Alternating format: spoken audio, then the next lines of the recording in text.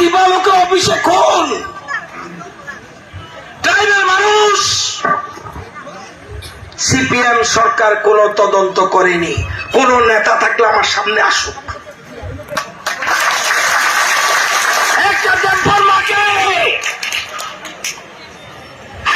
শহর রাজধানীতে শুক্রাম দেববর্মাকে মেরে ফেলল, কোন তদন্ত হয়নি, কোন তদন্ত হয়নি।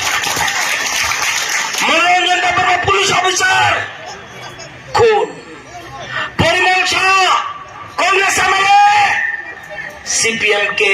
সিপিএমরা খুন করেছে, গৌতম দত্ত সিপিএম বিধায়ক কংগ্রেসরা খুন করেছে, মধুসূদন শাহ কংগ্রেসের এমএলএ সিপিএমরা খুন করেছে, বিমল সিনহা মন্ত্রী মুখ্যমন্ত্রী হওয়ার ডরে তাকে খুন করেছে, আনন্দমোহন রাজা বিধায়ক সিপিএম এর খুন হয়েছে, সর্বজরিয়াং, স্বপন দাস, দেবল দেব, দীপঙ্করনাথ শর্মা, অতীশ চৌধুরী, নৃপেন্দ্র দেবনাথ, সুজিত গোস্বামী, আনন্দ দেবনাথ, শ্যামল বর্ধন, মন্টু দাস, মঙ্গল প্রসাদ দেববর্মা টিউজেসের প্রার্থী সালামাকে খুন করা হয়েছে।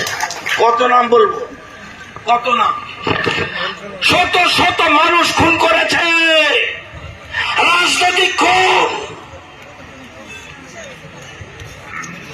ভোটের বাক্সে জবাব দেবেন না?